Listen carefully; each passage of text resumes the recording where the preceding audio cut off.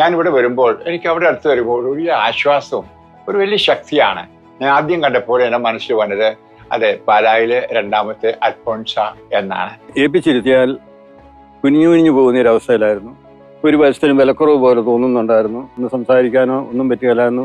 ദേഹം മൊത്തം തളർന്ന അവസ്ഥയിലായിരുന്നു. ഗില്ലൻ ബാരി സിൻഡ്രോം എന്ന് പറയുന്ന രോഗമാണ്. ഞാൻ കേട്ടു എന്തുമാത്രം ശ്രമിച്ചിട്ടാ ഞാനിവിടെ കാര്യം നിൽക്കുന്നതെന്ന് നോക്കിയത്. ഞാൻ അങ്ങോട്ട് നോക്കിയപ്പോഴാണ് നോക്കിയത്. നോക്കിയപ്പോൾ അവിടെ ആരുമില്ല. അൽഫോൻസാമ്മയുടെ ഒരു ഫോട്ടോ മാത്രം സൈഡിലുണ്ട്. പക്ഷെ അതിനുശേഷം ഒരിക്കൽ പോലും എൻ്റെ ഒരു വേദനയും സഹനം മാറ്റിത്തരാൻ ഞാൻ പ്രാർത്ഥിച്ചിട്ടില്ല.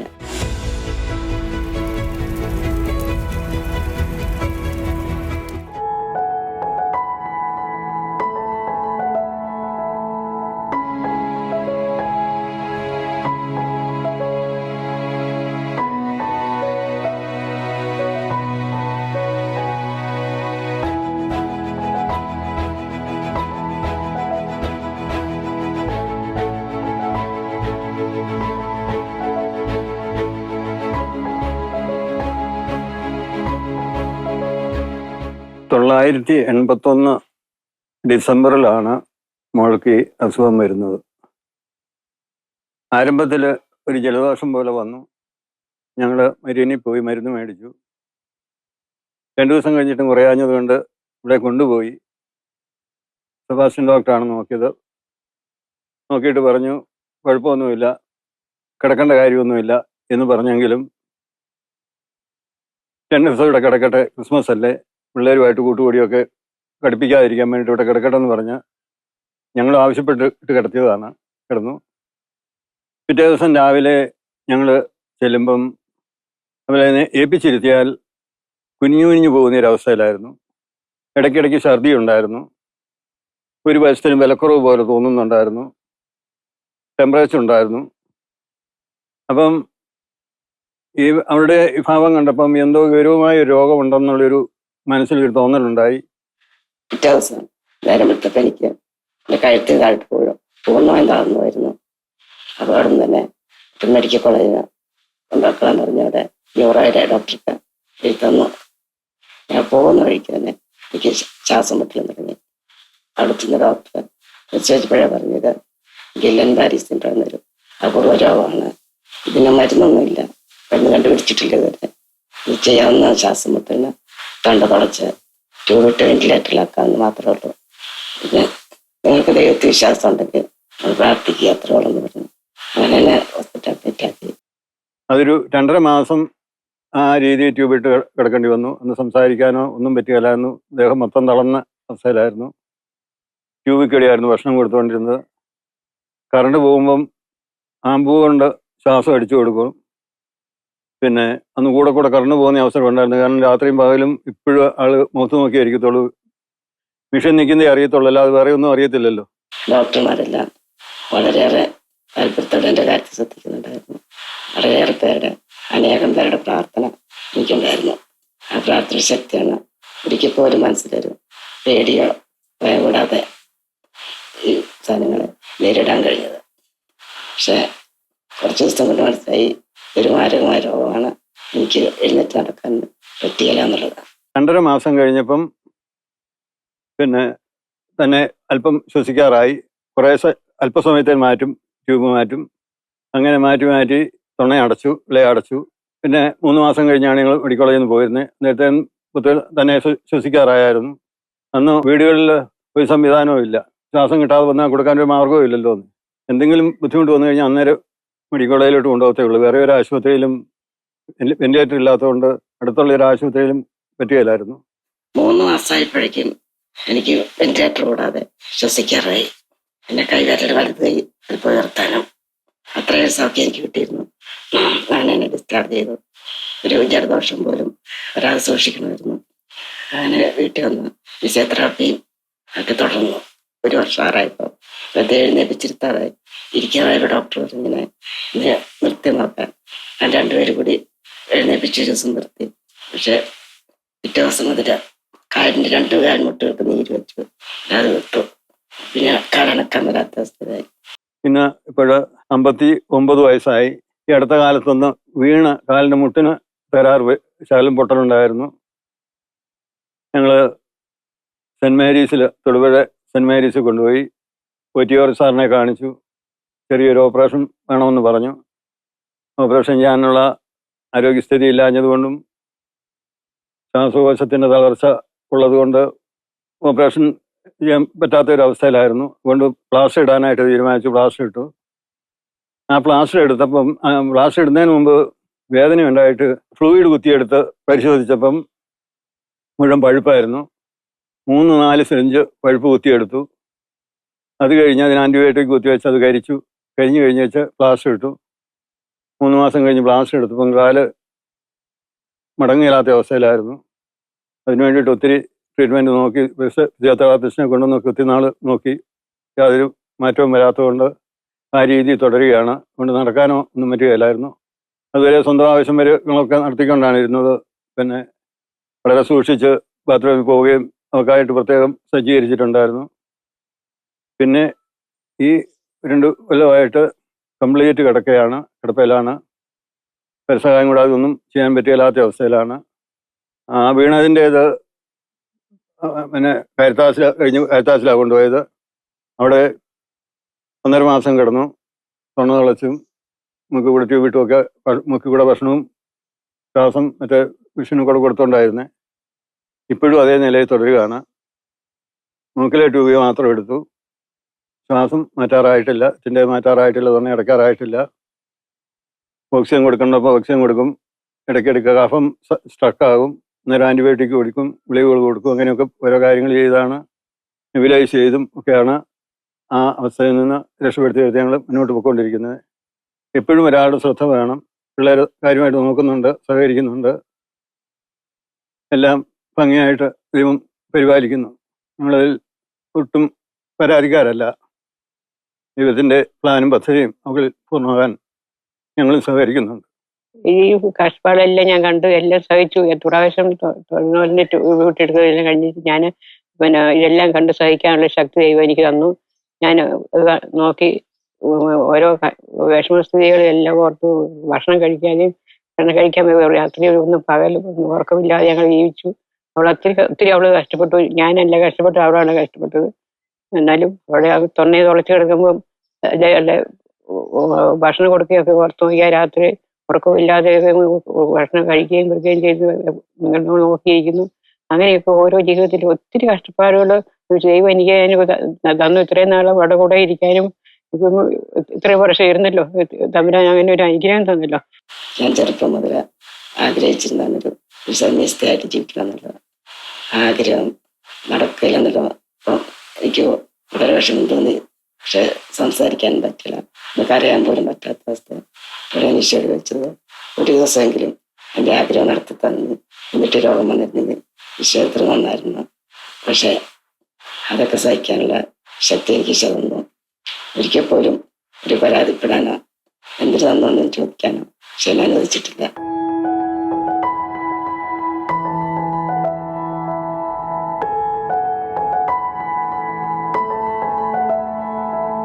എന്നിരിക്കുമ്പോഴാണ് ഞാൻ പറഞ്ഞ അൽഫോൻസാമ്മയുടെ ഇടപെട്ട് പോയത്. അന്ന് വണ്ടിയിൽ നിന്ന് എടുത്തുകൊണ്ട് വേണം പള്ളിയിലോട്ട് കൊണ്ടുപോകാൻ. രാത്രി എടുത്തുകൊണ്ട് അങ്ങനെ നടുവൊക്കെ വാതിൽ കൂടെ കയറി പോകുമ്പോൾ ഞാൻ നോക്കി സക്രാരിയുടെ അവിടെ ഒരു സിസ്റ്റർ തിരിഞ്ഞു നോക്കുന്നുണ്ട്. സിസ്റ്റർ ഒന്നുണ്ട്, നേരെ പുറകോട്ട് തിരിഞ്ഞു നോക്കുക. അപ്പം പള്ളിയിലിരിക്കുന്ന ആളുകൾ മുഴുവൻ എന്നെ തിരിഞ്ഞു നോക്കി. എനിക്കിങ്ങനെ എടുത്തുകൊണ്ട് പോകുന്നത് ഭയങ്കര വിഷമമായിരുന്നു. അപ്പം ഞാൻ സിസ്റ്ററിനോട് എനിക്ക് ഭയങ്കര സങ്കടവും ദേഷ്യമൊക്കെ തോന്നി. സിസ്റ്റർ തിരിഞ്ഞു നോക്കിയിട്ടാണല്ലോ ആളുകൾ എന്നെ നോക്കുന്നത്. അങ്ങനെ അൽഫോൻസാമ്മയുടെ മുമ്പിൽ എന്നെ ഇരുത്തി. ഞാൻ ആ ബെഞ്ചിലിരുന്നുകൊണ്ട് അൽഫോൻസാമ്മയോട് പ്രാർത്ഥിച്ചു. എന്നുവെച്ചാൽ എനിക്ക് കൈ പിടിച്ച് നടക്കാനുള്ള എഴുതാരണം എൻ്റെ കാൽമുട്ടിൻ്റെ വേദന കുറച്ച് തന്നെയെന്ന്. അപ്പോൾ ആൾക്കാർ എന്നോട് വ്യക്തമായി സാറേ ഞാൻ കേട്ടു. ടെസ്സി എന്തുമാത്രം ശ്രമിച്ചിട്ടാ ഞാനിവിടെ കയറി നിൽക്കുന്നതെന്ന് നോക്കിക്കുന്നത്. ഞാൻ അങ്ങോട്ട് നോക്കിയപ്പോഴാണ് നോക്കിയത്. നോക്കിയപ്പോൾ അവിടെ ആരുമില്ല. ഇപ്പോൾ അൽഫോൻസാമ്മയുടെ ഒരു ഫോട്ടോ മാത്രം സൈഡിലുണ്ട്. പക്ഷെ അതിനുശേഷം ഒരിക്കൽ പോലും എൻ്റെ ഒരു വേദനയും സഹനം മാറ്റിത്തരാൻ ഞാൻ പ്രാർത്ഥിച്ചിട്ടില്ല. ഇന്ന് പലർക്കും വേണ്ടത് രോഗശാന്തി, ലോങ് ലൈഫ്, നീണ്ട ജീവിതം, ആരോഗ്യം, ഇതെല്ലാമാണ്.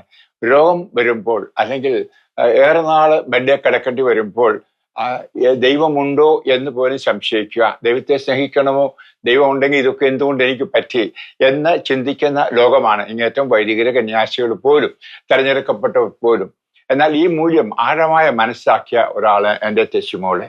അതുകൊണ്ടാണ് എനിക്ക് അവളെ ഒത്തിരി സ്നേഹമാണ്, മലയാളത്തിൽ പറഞ്ഞ ഒത്തിരി പ്രേമമാണ്. അവിടെ ഞാൻ വരുമ്പോഴെല്ലാം അവളെ കാണാൻ വരും.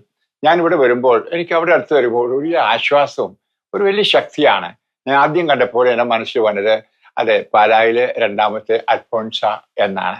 അതുപോലെയാണ് ഇപ്രകാരം ജീവിക്കുന്ന വിശുദ്ധർ ഒത്തിരി പേര് വേറെ ഉണ്ട്. എന്നാൽ കേരളത്തിൽ എനിക്കറിയാവുന്ന എൻ്റെ രോഗം ഗില്ലംബാരെ സിൻഡ്രോം വന്ന് ഇപ്രകാരം കിടക്കുന്ന ഏക വ്യക്തി എനിക്കറിയാവുന്നത് തെശി മാത്രമേ ഉള്ളൂ. വേറെ തളർന്നു പോയ പലരെ ഞാൻ പോയി കാണാറുണ്ട് ഞാനിങ്ങനെ അവധിക്ക് വരുമ്പോൾ. അതൊക്കെ എനിക്ക് ആശ്വാസമാണ്, ശക്തിയാണ്. അവരൊക്കെ എനിക്ക് വേണ്ടി പ്രാർത്ഥിക്കുന്നവരും ആണ്. എൻ്റെ ഏറ്റവും മൂത്ത ചേച്ചിയാണ് ചേച്ചി. ചേച്ചി കടപ്പാലായതിനു ശേഷം എപ്പോഴും ഞങ്ങൾക്ക് വേണ്ടി എപ്പോഴും പ്രാർത്ഥിക്കുന്നുണ്ടായിരുന്നു. ഞങ്ങൾ എന്താവശ്യമുണ്ടെന്ന് പറഞ്ഞാലും ചേച്ചിയോട് പറഞ്ഞാൽ മതി, ഞങ്ങൾ എന്തിനും പറഞ്ഞിട്ടേ പോവുള്ളൂ. അപ്പോൾ അതെല്ലാം നമുക്ക് ക്ലിയർ, ഒരു ബുദ്ധിമുട്ടും കൂടാതെ ഒരു തടസ്സവും ഇല്ലാതെ എല്ലാം നടത്തി തരാറുണ്ട്. അതുപോലെ എനിക്ക് എന്ത് പ്രശ്നം ഉണ്ടായാലും ചേച്ചി എല്ലാ ദിവസവും ബൈബിൾ വചനം അയച്ചു തരും. ആ ബൈബിൾ വചനം ഞാൻ വിഷമിച്ച അതിനെ ഉദ്ദേശിച്ചുള്ളതായിരിക്കും. അതാണ് എൻ്റെ ശരിക്കും പറഞ്ഞ് എന്നെ ഇതുവരെയും പിടിച്ചു നിർത്തുന്നത്. എല്ലാവരും ഒരുപോലെ സ്നേഹിച്ച് എപ്പോഴും പ്രസന്ന പറഞ്ഞെപ്പോഴും ചിരിച്ചുകൊണ്ട് മാത്രമേ ചേച്ചി ഏത് സാധനം വന്നാലും മുന്നോട്ട് പോയിട്ടുള്ളൂ. എത്ര വേദന വന്നാലും ചിരിച്ചുകൊണ്ട് മാത്രമേ അതെല്ലാം സ്വീകരിച്ചിട്ടുള്ളൂ. ചേച്ചിയുടെ സാധനങ്ങൾ ഞങ്ങൾക്ക് കാണുമ്പോൾ ഞങ്ങൾക്ക് ഏറ്റവും വലിയൊരു മുന്നോട്ട് ജീവിക്കാനുള്ള പ്രചോദനമാണ്. ഒരു ജീവിതത്തിൽ നമുക്ക് എന്ത് സംഭവിച്ചാലും അത് ധൈര്യത്തോടെ മുന്നോട്ട് പോകാനുള്ള ശക്തി ഞങ്ങൾക്ക് കിട്ടുന്ന ഉറപ്പുണ്ട്. ദൈവം ഞങ്ങൾക്ക് അത് ഓരോ സമയത്തും ഓരോ അവസ്ഥയിലും ഞങ്ങൾക്ക് തന്നുകൊണ്ടാണ് ഇരിക്കുന്നത്. ഒരു കുറവുകളും കൂടാതെ ദൈവം ഞങ്ങളെപ്പോഴും കാത്തു പരിപാലിച്ചുകൊണ്ടിരിക്കുന്നു. ചേച്ചിയെപ്പറ്റി പറയുകയാണെങ്കിൽ ഞങ്ങളെ ഒരു ആത്മീയ ഗുരു എന്ന് വേണമെങ്കിൽ പറയാം. കാരണം ഞങ്ങളുടെ എന്തെങ്കിലും ആവശ്യം ബുദ്ധിമുട്ട് വന്നു കഴിഞ്ഞാൽ അന്നേരം ആദ്യം വിളിക്കുന്ന ചേച്ചിയാണ്. ചേച്ചിയെ വിളിച്ചിട്ട് ഞങ്ങൾ പ്രാർത്ഥനാ സഹായം അപേക്ഷിക്കാറുണ്ട്. അന്നേരം പറയുന്ന ഒരു സമാധാന വാക്ക് തന്നെ അന്നേരം തന്നെ നമുക്കൊരു സമാധാനം കിട്ടുക ചെയ്യുന്നു. അത് കഴിഞ്ഞ് പ്രാർത്ഥനയുടെ ഭാഗം എന്ത് ചേച്ചിയോട് പറഞ്ഞാലും ശരി അതെല്ലാം ആ കാര്യങ്ങളെല്ലാം സാധിച്ചു കിട്ടാറുമുണ്ട്. ഇപ്പൊ ഞാൻ വരുന്ന സമയത്ത് ചേച്ചി ഒരു 33 വയസ്സ് ഒക്കെ ഉള്ളൂ. അന്ന് ചേച്ചിക്ക് സ്റ്റിച്ചിങ് ഒക്കെ ചെയ്യാൻ പറ്റുന്നൊരു കാലമാണ്.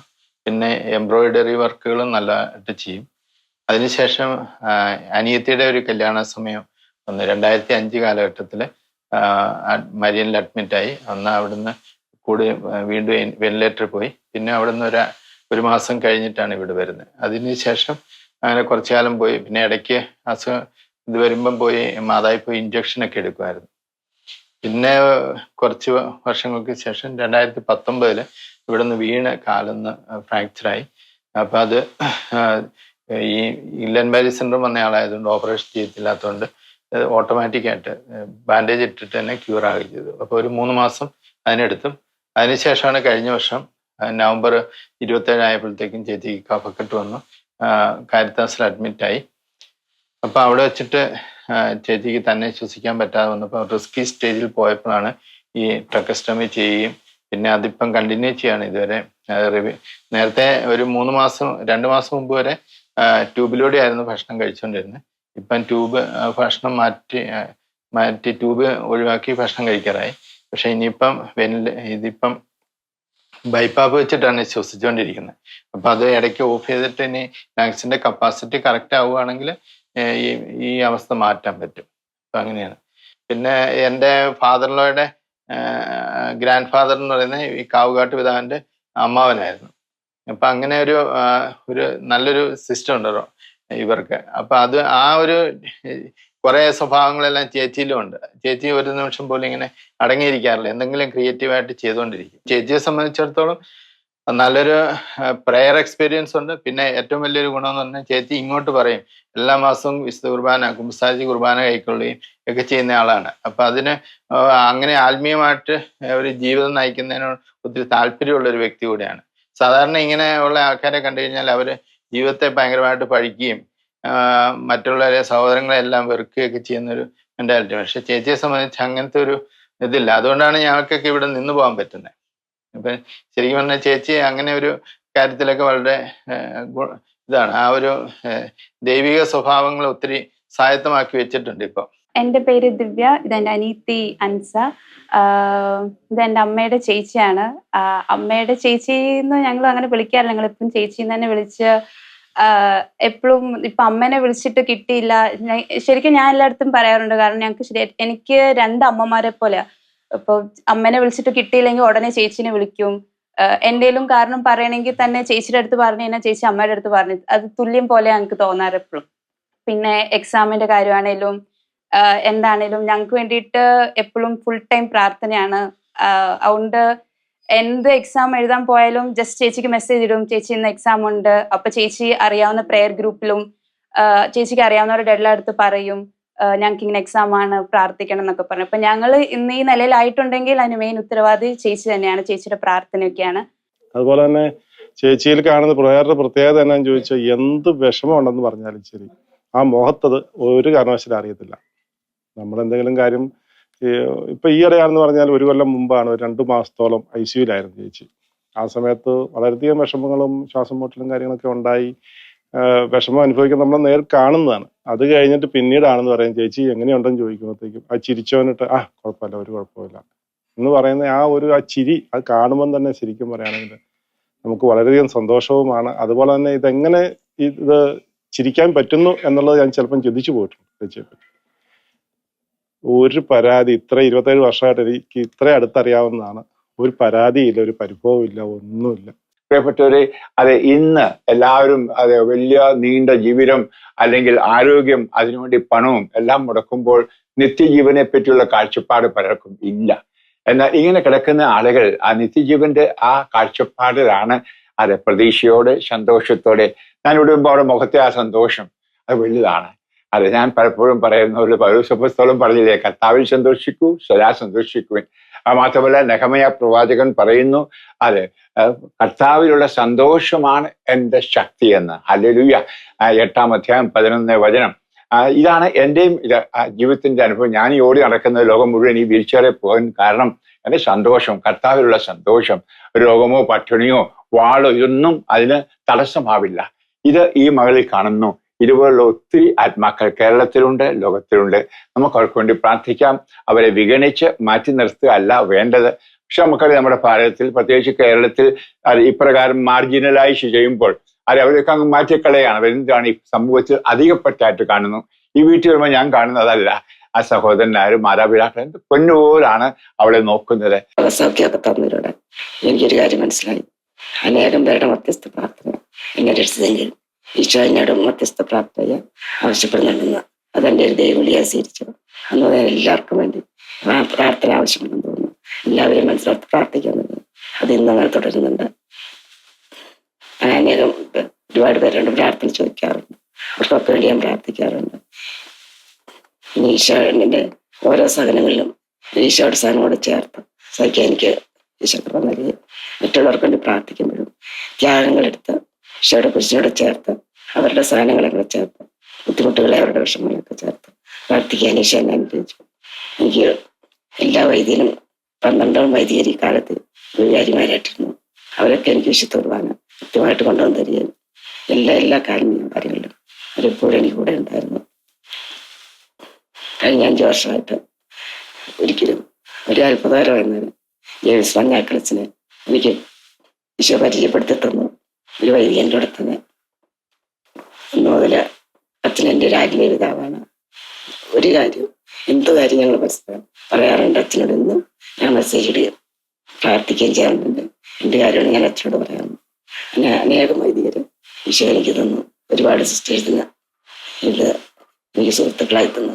ഇവിടെ സഹന ജീവിതം കുടുംബത്തിന് അനുഗ്രഹമാണ്. പിന്നെ അവള് തന്നെ പറഞ്ഞല്ലോ, കുടുംബത്തിന് മാത്രമല്ല കേരളത്തെയും നാട്ടിൽ ലോകത്തെ മുഴുവൻ കുടുംബങ്ങൾക്ക് അവരുടെ പ്രാർത്ഥനയുടെ അനുഗ്രഹമുണ്ട്. അത് പലർക്കും അറിഞ്ഞുകൂടാ. ഈ സഹനത്തിന് ഒരു അഭൗമികമായ ഒരു തലമുണ്ട് എന്ന്. കാരണം അവൾ കാണുന്നില്ല ഏറെ ആത്മാക്കൾ അവൾ വഴി രക്ഷപ്പെടുന്നത് ഞാൻ കാണാറുണ്ട്. ആന്തരിക കണ്ണുകൾ കൊണ്ട് മാനസാന്തരങ്ങൾ, ഈ കരിഷ്മല്ല പോട്ട, ഇങ്ങനെയുള്ള പല സ്ഥലങ്ങളും ധ്യാനങ്ങളൊക്കെ നടക്കുമ്പോൾ മാനസാന്തരത്തിന് പിന്നിൽ ധാരാളം സഹനങ്ങൾ ഉണ്ട്. അതുപോലെ ശുദ്ധിയാത്മാക്കളുടെ ധാരാളം പരീക്ഷിക്കപ്പെടുന്നത് ഇപ്രകാരമുള്ളവരുടെ അത് രോഗം കൊണ്ടാണ്. പ്രിയ മക്കളെ, ഒരു കാര്യം കൂടെ പറഞ്ഞുകൊണ്ട് ഞാൻ അവസാനിപ്പിക്കാം. കാരണം ഇന്ന് കർത്താവ് പലരെയും വിളിക്കുകയാണ് സഹിക്കാനായിട്ട്. കർത്താവ് സഹിച്ചില്ലായിരുന്നെങ്കിൽ അതെ ലോകം രക്ഷപ്പെടുകയില്ലായിരുന്നു. തന്റെ സഹനത്തിലൂടെയാണ് രക്ഷപ്പെട്ടത്. അതുകൊണ്ട് ഈശോ എപ്പോഴും പറഞ്ഞില്ലേ, I must go to Jerusalem, എനിക്ക് ജെറൂസലേമിൽ പോകണം എന്ന് പറഞ്ഞാൽ സഹിക്കണം, ക്രൂശുമരണം വേണം. അതിൽ പങ്ക് കൊണ്ടാലേ ലോകത്തിന് രക്ഷ ഉണ്ടാകൂ. ഇന്ന് രക്ഷയിൽ നിന്ന് ലോകം അകന്നു പോകുന്ന ഒരു കാലഘട്ടമാണ്. അതുകൊണ്ട് ഈശോ പലരും വിളിക്കുകയാണ് തന്റെ സഹനത്തിൽ പങ്കുചേരാൻ. എന്നെയും വിളിച്ചാണ്, എനിക്ക് ബോധ്യമുണ്ട്. കഴിഞ്ഞ 12 വർഷമായിട്ട് പ്രത്യേകിച്ച് ഈ വീൽ ചെയറിൽ ഇരുന്നു കൊണ്ട് ഇതേ രോഗം അതിന്റെ അനന്തരഫലം അനുഭവിച്ചുകൊണ്ട്. അതുകൊണ്ട് ഈ മകളെയും കർത്താവ് വിളിച്ചതാണ്. ഇറ്റ്സ് എ വൊക്കേഷൻ, ദൈവ വിളിയാണ് യേശുവിന്റെ സഹനത്തിൽ പങ്കുചേരുവാൻ. അതിൽ അവൾ സന്തോഷിക്കുന്നു. ഇപ്രകാരം ആരെങ്കിലും സന്തോഷിക്കാതെ ഉണ്ടെങ്കിൽ ഈ സുവാർത്ത, ഈ സദ്വാർത്ത കേൾക്കട്ടെ. അവളെയും പറഞ്ഞതും കേൾക്കട്ടെ.